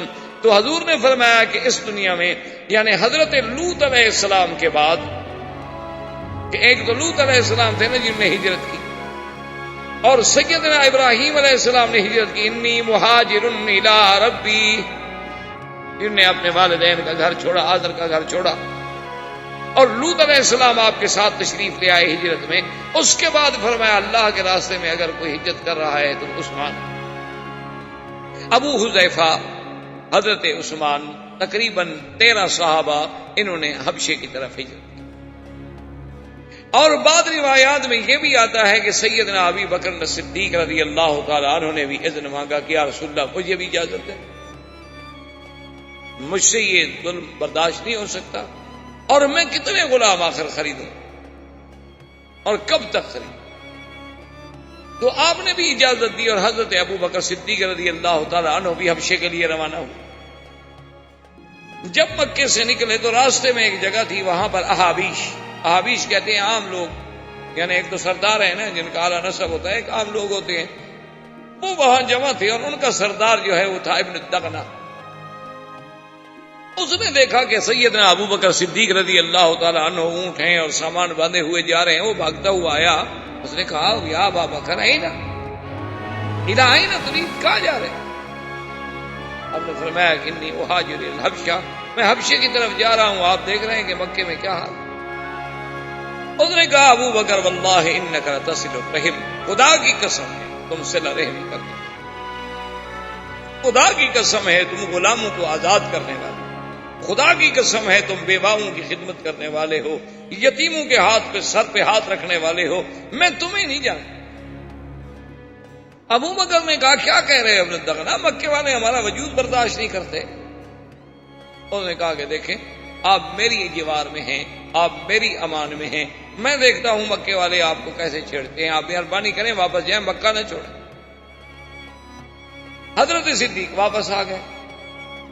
واپس جب آئے تو کفار قریش جو ہیں بیٹھے تھے مکے میں دار الندوہ میں، تو یہ ابن دغنہ جو تھا یہ آیا اور آ کے کہنے لگا کہ یا روسا قریش ان ابا بکر فی جواری، کیا ہے کفار قریش کے سرداروں، ابو بکر اب میری جوار میں ہے، میری امان میں ہے، میری پناہ میں ہے، خبردار اگر کسی نے ابو بکر کو ہاتھ لگایا تو میں اپنے پورے قبیلے کو لے کر تمہاری بوٹی بوٹی کر ڈالوں۔ قریش چپ ہو گئے، کیا کریں، یہ تو ایسے ہی آپ ہی لوگ ہیں تو ہیں ہی ایسے، ان کا تو آگا پیچھے ہے کوئی نہیں، تو کل لڑ پڑیں گے۔ تو وہ چپ کر کے چلا گیا، اور حضرت ابو بکر کو جب پناہ ملی تو آپ نے آ کر کعبۃ اللہ کے قریب قرآن شریف پڑھنا شروع کیا۔ تو جب قرآن شریف پڑھنا شروع کیا تو یہ کفار قریش جو تھے یہ یہاں سے دوڑے اور سیدھے ابن دغنہ کے پاس پہنچے۔ اس نے کہا دیکھو تم نے پناہ دی ہے، اس کو یہ تھوڑا ہے کہ وہ قرآن کھڑے ہو کے پڑھے اپنا کعبہ شریف کے پاس، وہ رہے چپ کر کے رہے مکے میں۔ اصل تکلیف تو تب ہوتی ہے نا جب دین کی دعوت دی جائے، آدمی اگر دین کی بات نہ کرو تو تکلیف کا سوال ہی پیدا نہیں ہوتا۔ دیکھو نا جی، جو آدمی کہیں بھی دین کی بات نہ کریں، آپ بالکل آرام سے یعنی بڑے فراخ دل بن کے رہیں کہ جو ماحول ملا اس میں ڈھل گئے، وہ ٹھیک ہے، کبھی مجال ہے آپ سے کسی نے جھگڑا کیا۔ بات تب ہوتی ہے جب آدمی دین کی بات، اور بلکہ ہمارے ایک عالم تھے فوت ہو گئے، وہ کہا کرتے تھے مکی صاحب جس کی تقریر پہ سارے لوگ راضی ہو جائیں نا سمجھو کہ وہ مولوی حق نہیں کہتا، سب لوگ خوش ہوں نا تو وہ حق نہیں کہتا، کیونکہ سب لوگ تو اللہ کے نبی پہ راضی نہیں ہو سکے تو مولوی صاحب پہ کیسے راضی ہو گئے؟ اللہ کے پیغمبر کو بھی کسی نے مانا، کسی نے نہیں مانا، کسی نے پھول برسایا تو کسی نے کانٹے بھی برسائے، کسی نے دعائیں نہیں تو کسی نے پتھر بھی تو مارے، انہوں نے کہا یہ کیسے ہو سکتا ہے کہ آدمی حق کی بات کہے اور لوگ سارے کے سارے راضی ہو جائے اور قبول کر لیں اور برداشت کر لیں؟ یہ کبھی نہیں ہو سکتا. سمجھو کہ یہ حق نہیں کہتا. جیسے ہوتا ہے نا کہ ایک مولوی صاحب کہنے لگے جی میں فلاں مسجد میں جمعہ پڑھاتا ہوں، 15 سال ہو گئے ماشاءاللہ، اور آج تک ہماری مسجد میں کوئی جھگڑا نہیں ہوا. انہوں نے کہا میں بھی خدا کی قسم کھا کے گواہی دیتا ہوں کہ 15 سال میں تم نے بھی کبھی حق کا کوئی مسئلہ بیان ہی نہیں. تم نے بھی بس لوگوں کو یہی سمجھایا ہوگا وضو کیا کرو، وضو کی یہ فضیلت ہے، نماز کی یہ فضیلت ہے، روزے کی یہ فضیلت ہے، اور مکہ شریف میں طواف کرو تو اتنا ثواب ہوتا ہے، عمرہ کرو تو اتنا ثواب. اس سے کون چڑھتا ہے بھائی؟ اس سے کون چڑھتا؟ بات تو تب ہوگی نا جب آپ اس کو کہیں گے کہ تم باپ دادے کے غلط رسموں کو، بدعات کو چھوڑو. اب جھگڑا شروع ہو. کیوں چھوڑوں جی؟ آپ کہیں گے چھوڑو، وہ کہے گا کیوں چھوڑوں؟ میرا تو باپ کل خانی کرتا تھا، میرا باپ عرس شریف پہ جاتا تھا، ہمارے گھروں میں باقاعدہ 11ویں شریف کے دودھ تقسیم ہوتے تھے. یہ کب کا وہاں بھی آ گیا مکے سے؟ اب بات شروع ہوگی. جب تک آپ حق بات کی دعوت نہ کہیں، بالکل حلوے کھانے پر بھی کبھی جھگڑا ہوا ہے؟ کوئی تھوڑا کھا لے گا، کوئی زیادہ کھا لے گا. جھگڑا تو تب ہوگا جب اللہ کی توحید کی بات کریں. ساری زندگی ابو بکر مکے میں رہتا تھا، کسی نے جھگڑا کیا؟ 40 سال میرے مدنی نے مکے میں زندگی گزاری، کسی نے جھگڑا کیا؟ جھگڑا تو اسی وقت ہوا نا جب کہا لا الہ الا اللہ. اب جب سیدنا صدیق نے قرآن پڑھا تو کفار قریش کیسے برداشت کریں؟ بھاگتے ہوئے ابن دغنہ کے پاس گئے. انہوں نے کہا دیکھو تم نے پناہ دی ہے ابو بکر کو رہنے کے لیے، وہ مکے میں رہے، جو مرضی آئے کھائے پیے، تجارت کرے، کاروبار کرے، لیکن وہ تو کھڑے ہو کے ہمارے خداؤں کو گالی دے رہا. اب جناب ابن دغنہ آیا، اس نے کہا ابو بکر دیکھو میں نے تمہاری پناہ تو دی ہے تمہیں، لیکن اس کا مطلب یہ تو نہیں کہ ان کے خداؤں کو گالی دو. اس نے کہا ابن دغنہ کیا بات کہہ رہے ہو؟ قرآن پڑھنا جو ہے ان کے خداؤں کو گالی دینا؟ ہمارا تو خدا ہمیں ہدایت کرتا ہے کہ کسی کے خدا کو گالی نہ دو، ہم کیسے گالی دے سکتے ہیں؟ انہوں نے کہا یہ کیا کہتے ہیں؟ انہوں نے کہا تم بھی سن لو، میں قرآن پڑھتا ہوں. انہوں نے کہا نہیں اچھا قرآن پڑھتے ہو تو پھر میری بات جو ہے یہ نہیں مانیں گے. اب حضرت صدیق نے فرمایا کہ انی اخرج من جوارک یا ابن دغنہ، اے ابن دغنہ میں خود تمہاری امان سے نکلتا ہوں، چھوڑو میں کسی کی امان میں نہیں، بس میں اللہ کی حفاظت میں ہوں. جب تک اللہ چاہیں گے رہیں گے، جب تک اللہ نہیں چاہیں گے بات ختم. حضرت عبداللہ ابن مسعود رضی اللہ تعالی عنہ نے جا کر جب قرآن پڑھا مکے میں کعبۃ اللہ میں، پتہ ہے کفار قریش نے اتنا مارا اتنا مارا اتنا مارا. ایک تو خفیف آدمی تھے، کمزور آدمی تھے کہ بالکل سر سے لے کر پاؤں تک کوئی جگہ خالی نہیں تھی جہاں ضرب نہیں آئی. حضور صلی اللہ علیہ وسلم عیادت بھی کر رہے ہیں، ہاتھ بھی پھیر رہے ہیں، اور فرماتے ہیں کہ عبداللہ ابن مسعود صبر سے کام لو، کوئی یہ ضروری نہیں ہے، ابھی ہمارے پاس اتنی قوت و طاقت نہیں ہے کہ ہم کھل کر اللہ کے دین کی بات کر سکیں. حضرت عبداللہ بن مسعود اپنی اسی بیماری، اسی کمزوری، اسی مار کھانے کے باوجود کہتے ہیں آذنی یا رسول اللہ، اگر اجازت دو تو کل پھر جا کے پڑھوں. یعنی جذبہ دیکھیں آپ، اتنی مار پڑ رہی ہے اسلام کی. اور اسی اسنا میں ایک دن حضرت عمر، کفر کا زمانہ ہے ابھی تو کافر ہیں، اور بڑے جبار تھے، بڑا اللہ نے قوت طاقت جسمانی بدن آواز، بڑے اپنے وقت کے جبروت لوگوں میں سے، جبار لوگوں میں سے گزرے ہیں. آپ جا رہے تھے کہ دیکھا کہ اندھیرے میں ایک عورت کھڑی ہے، سواری کھڑی ہے، عورت کھڑی ہے کسی کے انتظار میں. قریب گیا کچھ امن تھی. کون تو قالت ام عبداللہ الہینا.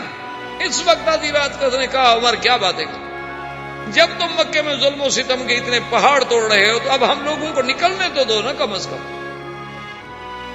تمہارا ضمیر تمہیں اتنا بھی اجازت نہیں دیتا کہ چلو ہم خدا کا نام لیتے ہیں، تم اپنے معبودان باطلا کا نام لیتے ہو.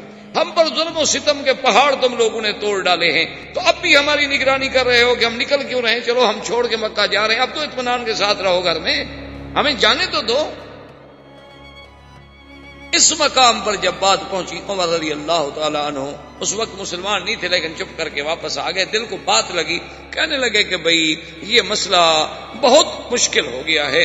انا انہی ہادہ القصہ، میں چاہتا ہوں کہ اب اس قصے کو ختم کر دوں. انا اقتل محمدن، میں محمد مصطفیٰ صلی اللہ علیہ وسلم کو قتل ہی کر دیتا ہوں، بات ہی ختم. یہ کیا مسئلہ ہے کہ روز روز لڑائی ہے، کوئی باہر جا رہا ہے، کوئی ہجرت کر رہا ہے، یہ کیا ہو سکتا ہے؟ یہ تو پھر بات ختم نہیں ہوگی. تو اس لیے ہم یہ کیوں نہ کر لیں کہ قصہ ہی ختم کر لیں. زیادہ سے زیادہ یہی ہو جائے گا نا کہ مجھے قتل کر دیا جائے گا بدلے میں، لیکن یہ بات تو ختم ہو جائے گی ہمیشہ کے لیے. تو حضرت عمر رضی اللہ تعالیٰ عنہ اس ارادے کو، اس جذبے کو پال کے چلے. آپ جا رہے ہیں کہ نعیم ابن عبداللہ راستہ، انہوں نے کہا کہ عمر کیا بات ہے؟ بڑے غصے میں انہوں نے کہا نہیں میں عبداللہ کیا پوچھتے ہیں، روز روز کا مسئلہ ہے. میں نے تو آج فیصلہ کر لیا ہے کہ یا اس سرزمین مکہ میں میں رہوں گا یا پھر محمد عربی رہے. اس نے کہا اچھا تم اگر محمد عربی صلی اللہ علیہ وسلم کو نعوذ باللہ قتل کر دو تو کیا خیال ہے تمہارا کہ بنو ہاشم اور بنو عبد المطلب یہ سب خاموش ہو جائیں گے، تم سے کوئی بدلہ نہیں لیں گے؟ اس نے کہا کہ زیادہ سے زیادہ بدلہ کیا لیں گے، مجھے قتل کر دیں گے بس.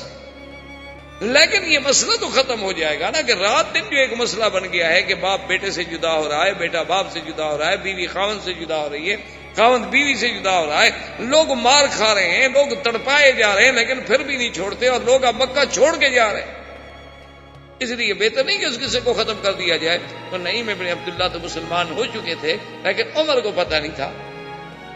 وہ فرماتے ہیں کہ جب مجھے یقین ہو گیا کہ عمر کی نیت بڑی خراب ہے اور یہ اپنے عزم پہ اب اتنا پکا ہو چکا ہے کہ اب اس کو کوئی چیز، کوئی مشورہ، کوئی بات قائل نہیں کر سکتی، تو انہوں نے کہا کہ میں نے سوچا کہ چلو اس کو اللہ کے نبی سے پھیر کے کسی اور راستے پہ ڈال دوں. میں نے کہا عمر کیا باتیں کرتے ہو، بڑے جبار بنے پھرتے ہو، تم اللہ کے نبی کو قتل کرنا چاہتے ہو، تیرے گھر میں تو تیری بہن فاطمہ خود مسلمان ہو چکی ہیں، تو خام خواہ کے لیے تم اللہ کے نبی پر مقابلہ کرتے. فاطمہ سبات اچھا میری بہن؟ اس نے کہا ہاں تمہاری بہن مسلمان ہو چکی ہے. اس کا نام فاطمہ بنت الخطاب تھا. تو زندگی باقی بات باقی، واللہ تعالی عالم. برادران اسلام، محترم بھائیوں، عزیز نوجوانوں، سیرت نبی پاک صلی اللہ علیہ وسلم کے ضمن میں دروس سابقہ میں آپ نے کچھ باتیں سنی ہیں، اور اس سلسلہ وار سیرت کے دروس میں سے ہم درس کے اس مقام پہ پہنچے تھے یا سیرت طیبہ کے اس حصے میں پہنچے تھے کہ جب ابی طالب نے روسائے کفار قریش کے کہنے پر حضور صلی اللہ علیہ وسلم کو عرض کیا کہ محمد عربی صلی اللہ علیہ وسلم آپ کی قوم ہے، آپ کی قرابت دار ہیں، وہ چاہتے ہیں کہ آپ کچھ اپنے معاملے میں نرمی فرمائیں. تو حضور نے صاف انکار کیا. آپ نے فرمایا کہ اے عام میں یہ ایسا معاملہ نہیں ہے کہ جو میری ذات تک تعلق رکھتا ہو اور اس میں میں کچھ آگے پیچھے کر سکتا ہوں. میں تو اللہ کا بھیجا ہوا پیغمبر ہوں، اللہ کا بھیجا ہوا نبی ہوں، اللہ کا رسول ہوں، اور اللہ کے حکم پہ پابند ہوں. جو مجھے حکم ملتی ہے میں اس کی تعمیل کرتا ہوں. تو مجھ سے اس قسم کے مطالبے کرنے کی تو کوئی بات ہی نہیں. اب جب کفار ہر قسم کے یعنی اپنے سورس استعمال کرنے کے بعد دھونس، طاقت، دولت، لالچ جب سب میں ناکام ہو گئے تو انہوں نے تعذیب المسلمین یعنی مسلمانوں کو عذاب دینے کا پروگرام بنایا. انہوں نے کہا کہ اب اور کوئی حل نہیں، اب ایک حل ہے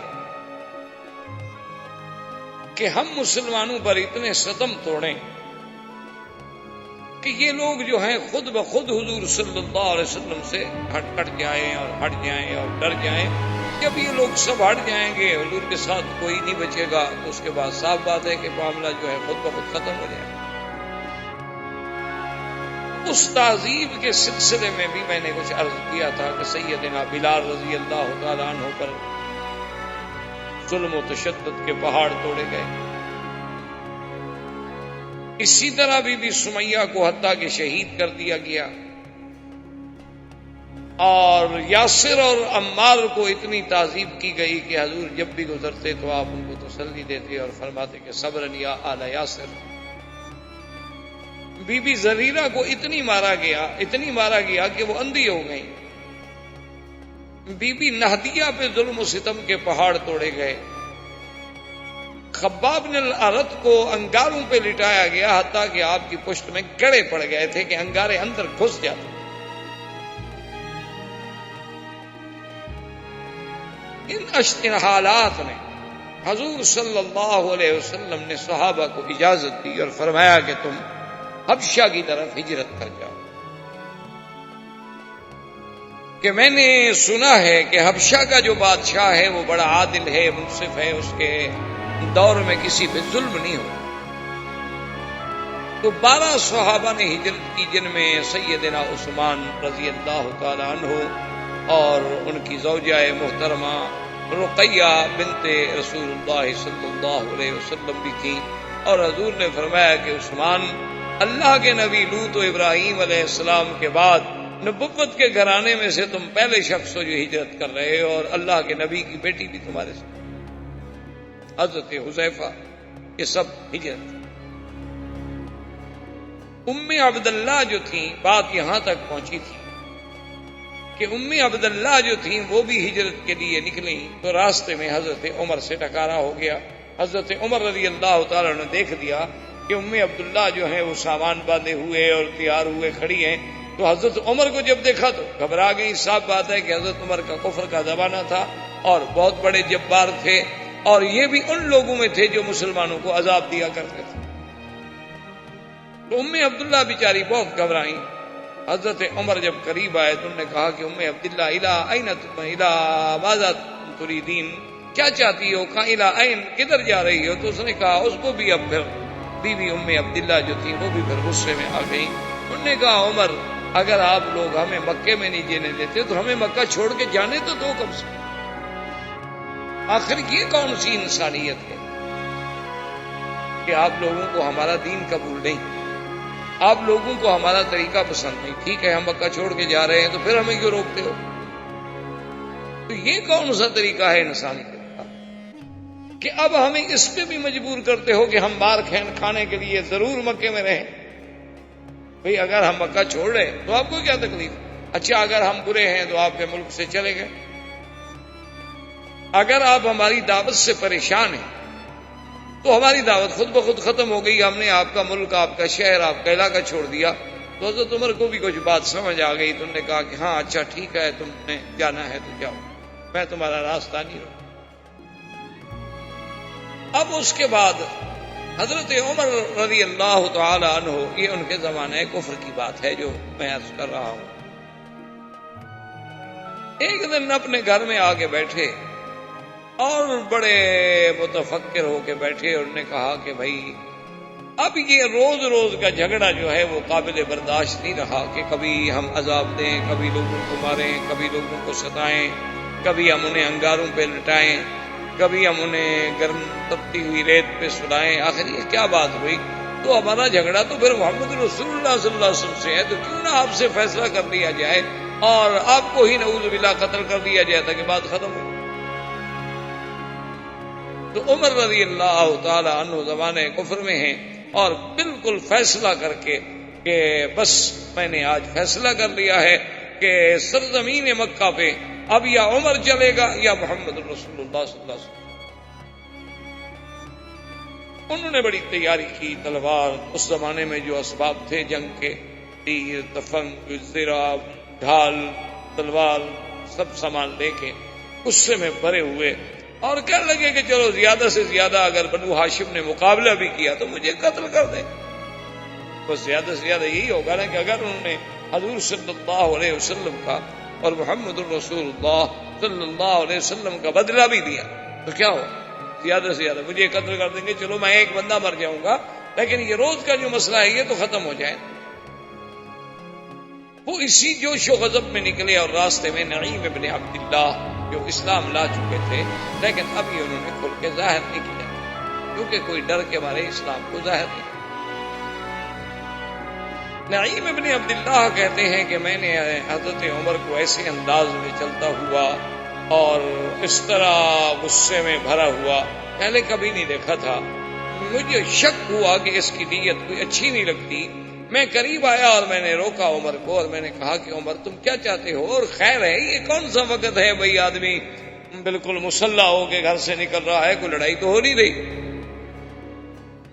تو عمر ٹھہر گیا، انہوں نے کہا دیکھو نہیں ابن عبداللہ، جب سے اللہ کے نبی نے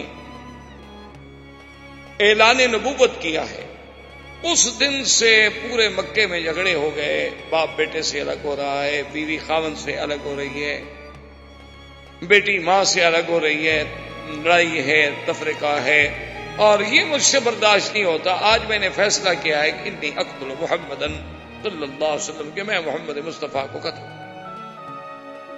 نعیم ابن عبداللہ کہتے ہیں کہ میں نے سمجھ لیا تھا کہ میرے روکنے سے عمر تو کوئی نہیں روک سکتا ہے، تو میں نے اس کو ایک طریقے سے روکنا چاہا۔ میں نے کہا یا عمر تم کیا سوچ کہ بنو ہاشم تمہیں چھوڑ دیں گے؟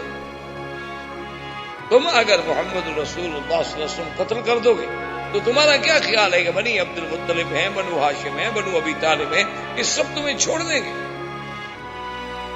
آخر وہ بھی تو قبیلہ ہے، چاہے حضور کے دین پہ نہ بھی، لیکن ان کو برادری کا، رشتہ داری کا، قومیت کی اور یہ عصبیت جو ہے وہ تو ان میں بھی موجود ہے، تو کیا تمہیں وہ چھوڑ دیں گے اور تم پردے سے رہو گے مکے میں؟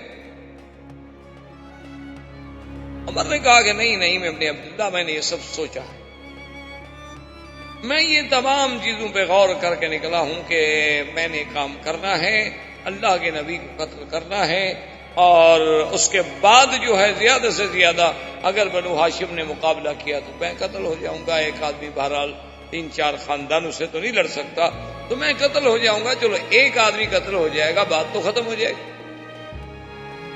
یعنی آپ دیکھیں کہ باطل اپنے باطل پہ کتنی جمع ہوتا ہے کہ وہ اللہ کے انبیاء کے مقابلے پر بھی آئے، اللہ کے نبیوں کے مقابلے، کیونکہ خدا کی قدرت ہے کہ جو آدمی بھی جس غلط راستے پہ بھی ہے وَلِلنَّاسِ فِي مَا يَعْشِقُونَ مَذَاهِبٌ، ہر آدمی اپنے طریقے کو سچا سمجھتا ہے اور دوسرے کو نعوذ باللہ گمراہ سمجھتا ہے۔ یعنی آپ دیکھیں کہ فرعون نے جب کہا کہ انا ربکم الاعلی، اتنا بڑا دعویٰ کہ میں خدا ہوں۔ دیکھیں اب یعنی یہ بات عقل سے بھی، ایک عقل والا آدمی بھی سمجھ سکتا ہے کہ کیا کوئی ایک بندہ جو ہے وہ خدا بن سکتا ہے، جو کھانے کا محتاج، پینے کا محتاج، سونے کا محتاج، جو اپنی حفاظت کے لیے پہرے کا محتاج، جو اپنے ضروریات زندگی اور حاجات کے لیے پیشاب کرنے کا محتاج، ہوا نکلنے کا محتاج، یہ بندہ کیسے خدا ہو سکتا ہے؟ یعنی ایک چھوٹے سے بچے سے بھی پوچھو کہ کیا یہ بندہ جو کھاتا ہے پیتا ہے خدا ہو سکتا ہے، وہ کہے گا پاگل ہے، یہ کیسے خدا ہو سکتا ہے؟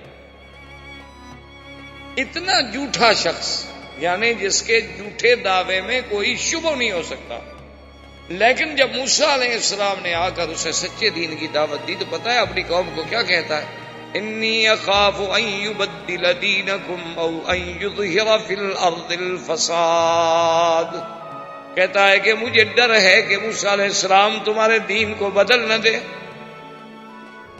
مجھے ڈر ہے کہ موسیٰ علیہ السلام جو ہے یہاں دنیا میں فساد نہ پھیلائے۔ یعنی اللہ کا نبی جو ہے سچا دین کے لانے والا، وہ تمہارے دین کو بدل دے گا، تمہارا دین تو بالکل ٹھیک ہے، اور موسیٰ علیہ السلام فساد پھیلائے گا، جو داعی امن ہے وہ فسادی۔ یہ ہمیشہ قاعدہ ہے کہ جتنا بھی آدمی کسی کو ہدایت کرے، آج بھی آپ دیکھ لیں کہ جتنی حق کی جماعتیں ہیں، جتنے صحیح دین پہنچانے والے لوگ ہیں، وہ لوگوں کے نزدیک غلط ہیں، اور جتنے باطل ہیں، جتنے گمراہ فرقے ہیں، جتنے غلط کار فرقے ہیں، لوگ کہتے ہیں جی یہ ٹھیک ہے۔ اسی لیے حضور صلی اللہ علیہ وسلم کی ایک حدیث ہے کہ بدأ الاسلام غریبا وسيعود غریبا کما بدأ فطوبى للغرباء۔ تو غریب سے مراد یہ نہیں ہوتا جس کے پاس پیسے نہ ہو، یہ تو ہمارے یہاں اردو میں ترجمہ ہوتا ہے نا کہ یہ امیر ہے اور یہ غریب ہے، ہمارے یہاں غریب امیر کے مقابلے میں استعمال ہوتا ہے، یہاں غریب عربی میں کہتے ہیں اجنبی، ایک اوپرا آدمی جسے کوئی نہ پہچان۔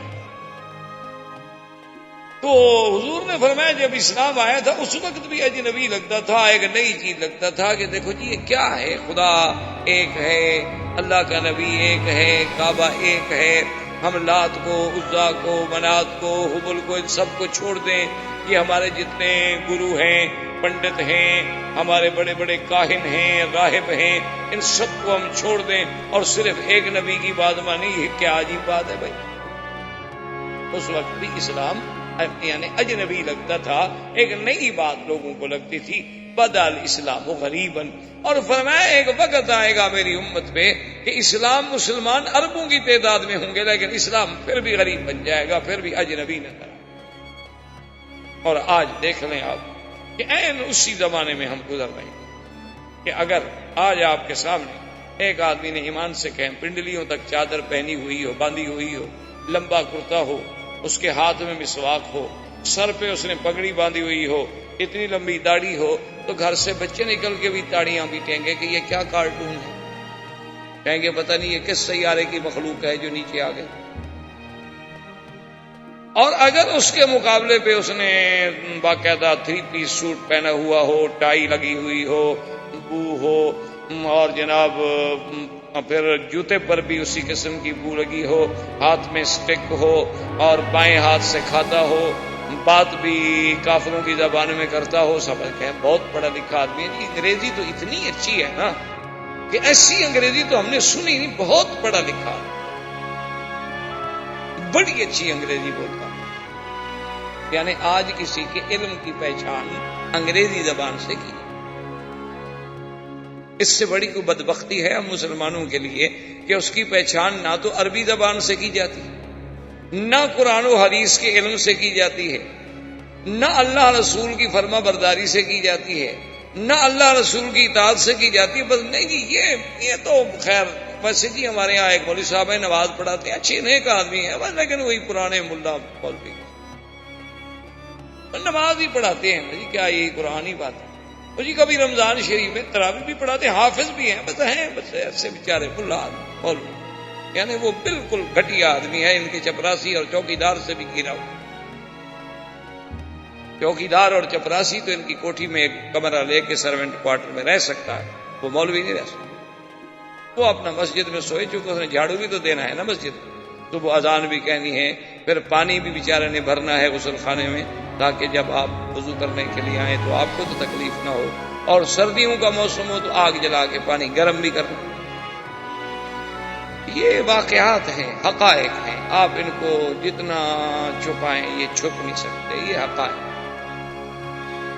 کسی بھی آپ محلے میں چلے جائیں مسلمانوں کے محلے میں، وہاں آپ ایک کلرک کا اور ایک جامع مسجد کے عالم خطیب اور امام مسجد کا موازنہ کریں کہ معاشرے میں عزت کس کی زیادہ ہے. آپ کو خود نظر آئے گا کہ واقعی حضور نے سچ فرمایا تھا کہ پھر ایک وقت آ جائے گا کہ جب اسلام پھر اجنبی. عجیب. اب جناب اس کے بعد یہ ہوتا ہے کہ اب یعنی عمر نکلا ہوا ہے اللہ کے نبی کو کہ اللہ کا نبی ایک نئی چیز لے کے آیا ہے. نعوذ باللہ. نعیم ابن عبداللہ کہتے ہیں کہ جب میں نے دیکھا کہ عمر کے جذبات اس طرح بھی ٹھنڈے نہیں پڑ رہے تو اب یہ بڑا جبار آدمی ہے، اور حضور صلی اللہ علیہ وسلم کے پاس تو کوئی پہرا بھی نہیں، آپ کے پاس تو کوئی سیکورٹی فورس بھی نہیں، تو یہ جا کر ہو سکتا ہے کہ حضور صلی اللہ علیہ وسلم پہ حملہ آور ہو اور حضور کو نقصان پہنچے. تو حضرت نعیم ابن عبداللہ فرماتے ہیں کہ پھر مجھ سے صبر نہ ہوا. میں نے کہا کہ عمر، جس مقصد کے لیے تم اللہ کے نبی سے لڑنا چاہتے ہو وہی دین، وہی اسلام، وہی طریقہ تو تمہارے گھر میں داخل ہو چکا ہے، تمہاری بہن مسلمان ہو چکی ہے. پہلے تم اپنے گھر کی تو اصلاح کرو، محمد عربی سے تو بعد میں جا کے لڑو. یعنی میں نے اپنی طرف سے اس کا رخ بدلنا چاہا کہ کم از کم ابھی جا کر حملہ آور نہ ہو حضور پر، ہم حضور کو اطلاع تو دے سکیں نا. تو عمر جوش میں آ گیا، کہتا ہے کیا کہہ رہے ہیں؟ میری بہن، عمر کی بہن؟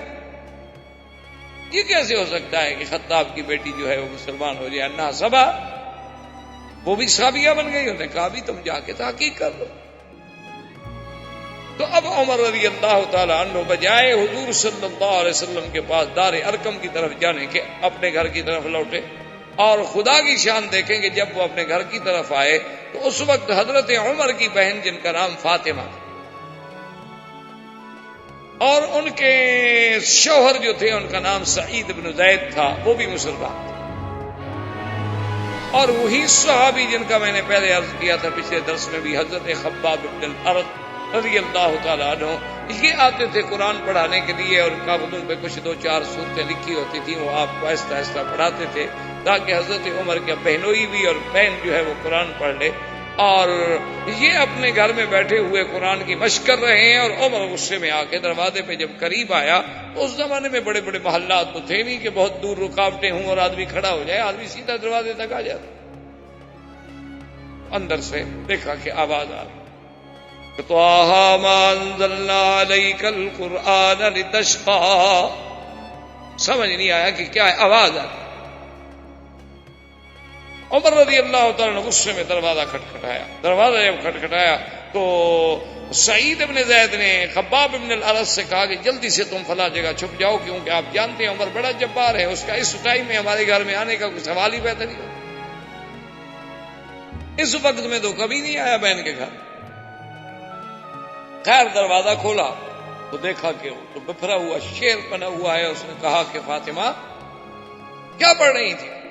اور مجھے پتہ لگا ہے کہ تم اسلام لا چکی ہو، تم نے بھی دین نبی محمد مصطفیٰ صلی اللہ علیہ وسلم قبول کر لیا ہے۔ بی بی فاطمہ نے پہلے تو ٹالنے کی کوشش کی، اس نے کہا کہ عمر نہیں ایسی بات نہیں، ہم آپس میں بات کر رہے تھے بس تمہیں، اس نے کہا کہ نہیں میں نے سنا ہے تم لوگ کچھ پڑھ رہے ہیں، اور غصے میں آ کے بی بی کو مارا، اپنی بہن کو مارنا، اور اس کے بعد سعید بن زید بہنوئی آگے چھڑانے کے لیے آئے تو انہیں مارا۔ اب عمر کا سامنے کون ٹھہرے؟ آخر وہ تو اتنا بڑا طاقتور آدمی، اتنا بڑا جبار آدمی، قہار آدمی اور بڑا جنگجو آدمی، ایک عورت کیسے مقابلہ کر سکتی ہے؟ اب بی بی فاطمہ اپنے شوہر کو بچاتی ہے، شوہر اپنے بیوی کو بچاتا ہے، عمر دونوں کو مار رہے ہیں۔ اس کے بعد بیوی کا خون کھول اٹھا، اس نے کہا کہ یا عمر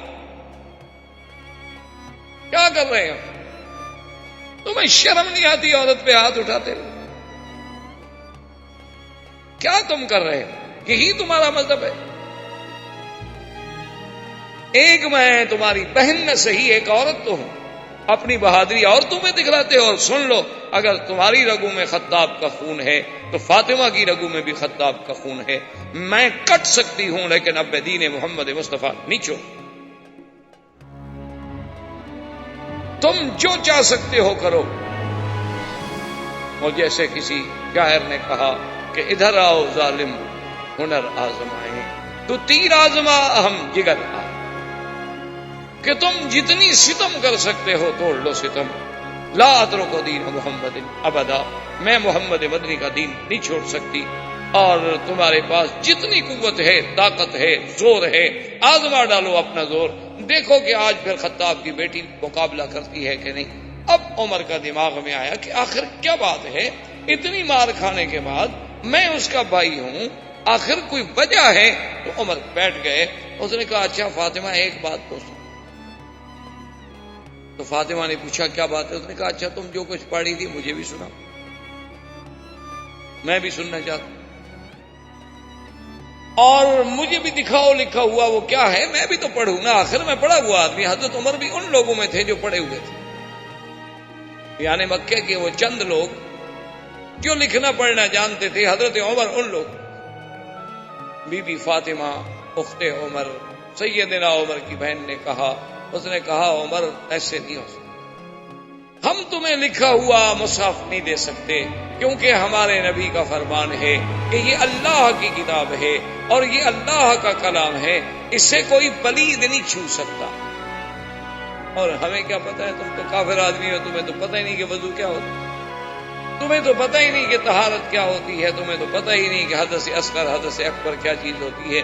ہاں البتہ ایک شرط ہے کہ تم غسل کر لو، نہا لو، چلو اپنے عقل کے مطابق ہی نہا، اس کے بعد پھر جو ہے ہم آپ کو قرآن دیں گے یا آپ کو قرآن سنائیں گے۔ اور خباب ابن الارت بھی باہر آ گئے، سعید ابن زید بھی بیٹھ گئے، وہ حضرت عمر نے بھی غسل کر لیا، اور خدا کی شان ہے، یعنی ادھر اندازہ فرمائیں کہ ایک طرف یہ عالم ہے اور دوسری طرف صبر کا یہ عالم ہے کہ حدیثوں میں موجود ہے کہ اللہ کے نبی کعبۃ اللہ میں بیٹھے ہیں، خدا کے گھر میں بیٹھے ہیں اور کہتے ہیں اللہم اعز الاسلام، میرا اللہ میرے دین کو، اسلام کو عزت دینی ہے تو دو آدمیوں سے ایک کو مسلمان کر دے، یا عمر کو مسلمان کر یا عامر ابن ہشام ابی جہل کو مسلمان کر دے، کیونکہ میرے ساتھ تو سب فقراء ہیں، ضعفاء ہیں، غریب ہیں، وہ ان کی مقابلت نہیں کر سکتے، کچھ بڑے لوگ آئیں گے تو کچھ دین کی بات۔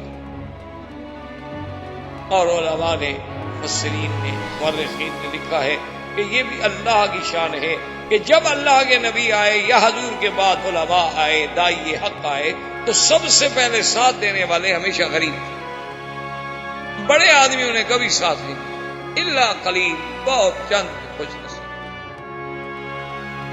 بہت تھوڑے لوگ، بہت کم لوگوں نے، بہت تھوڑے لوگوں نے ایسا ساتھ۔ ہر دور میں یہ ہوتا آیا ہے، آج بھی دیکھ، آج آپ مسجدوں کی حاضری جا کے کسی بھی مسجد میں آپ ہندوستان میں جائیں، پاکستان میں، بنگلہ دیش میں، کسی بھی ملک میں آپ چلے جائیں اور مسجد میں جا کے کھڑے ہو جائیں اور نظر دوڑائیں کہ کتنے امیر آئے ہیں مسجد میں اور کتنے غریب ہیں، آپ کو فیصلہ خود بخود سامنے آ جائے۔ یعنی آپ اگر محلے میں نظر دوڑا لیں، اگر جس محلے میں آپ رہتے ہیں اس محلے کو تو بندہ جانتا ہے، کیونکہ بچپن میں وہی رہا، کھیلا کودا، بچپن انسان کا اس کی گلیوں میں گزرا، آدمی محلے کو اچھی طرح جانتا ہے۔ محلے میں آپ نظر دوڑا لیں کہ کتنے لوگ ہیں محلے میں جو مسجد میں جاتے ہیں اور کتنے لوگ ہیں جو نہیں جاتے، ان میں امیر کتنے، امیر آدمی جو ہے نا جی، غنی آدمی، ان کی مقدر میں ہدایت بہت کم۔ ہاں وہ آپ کو کلب میں نظر آئیں گے، وہ آپ کو سینما پہ، کسی اپنا پب میں، یا کہیں کوئی گانے بانے کی محفل شافل ہو تو وہاں آپ کو بڑے بڑے لوگ سب سے پہلی سے، اور گناہ کی محفل میں پیسے سب سے زیادہ دے کے مہنگا ٹکٹ خریدیں گے تاکہ لوگوں پہ روب پڑے گی یہ سب سے آگے والی سیٹ پہ بیٹھا۔ تو اب جناب یہ عالم تھا کہ حضرت خباب ابن الارت بھی بیچارے ایک عام آدمی تھے، تو جب جناب انہوں نے کہا کہ غسل کر لیا، قرآن سامنے رکھا اور قرآن پڑھا کہ وَمَا أَنزَلْنَا عَلَيْكَ الْقُرْآنَ لِتَشْقَىٰ إِلَّا تَذْكِرَةً لِمَن يَخْشَىٰ تَنزِيلًا مِّمَّنْ خَلَقَ الْأَرْضَ وَالسَّمَاوَاتِ الْعُلَىٰ الرحمن على العرش استوى له ما في السماوات وما في الأرض وما بينهما وما تحت الثرى وإن تجهر بالقول فإنه يعلم السر وأخفى الله لا إله إلا هو له الأسماء الحسنى۔ یہاں تک پہنچے حضرت عمر فبکا، عمر آنسو بہنے شروع ہو گئے۔ اللہ کا قرآن، یہ کیسے ہو سکتا ہے کہ آدمی دل اخلاص سے قلب کے ساتھ اللہ کے قرآن کو سنے اور پڑھے اور قرآن اثر نہ کرے؟ یہ تو ہو ہی نہیں سکتا، ناممکن۔ پرانے دور کی بات ہے، ایک دیہات میں ایک غریب آدمی نے جلسہ رکھا، اور اس زمانے میں دیہات میں کوئی بجلی تو ہوتی نہیں تھی، لوگ زیادہ تر جلسے 14ویں رات میں رکھ لیتے تھے کہ چلو روشنی ہوگی، کوئی تھوڑا بہت لمپ شپ جلا لیں گے تو جلسے ہو جاتے تھے۔ تو اسی رات اتفاق یہ ہے کہ ایک اس علاقے کا بہت بڑا زمیندار تھا، اس کے بیٹے کی شادی تھی، تو اس نے وہ گانے والیوں کا، مغنیات کا انتظام کیا ہوا تھا۔ اب جب وہاں پہنچے تو غریب آدمی تھا جس نے والد صاحب رحمۃ اللہ علیہ کو دعوت دی تھی، تو اس نے کہا کہ حضرت آئی نے آپ کو بلا لیا، لیکن مجھے پتا نہیں تھا کہ آج کی رات جو ہے ہمارے زمیندار کے بیٹے کی شادی ہے، اور بڑی مصیبت ہے کہ اس نے تو یہاں بڑے بڑے گانے والیاں ہندوستان سے اور ادھر سے اور ادھر سے منگائی ہوئی ہیں، وہ بڑے لوگ ہیں، اور ساری دنیا، سیدھی بات ہے کہ وہ برائی کی طرف جائے گی، تقریر سننے کے لیے کون آئے گا؟ احباب کرام، اس کے بعد اب آپ اس مبارک سلسلے کی CD نمبر 8 سماعت فرمائیں۔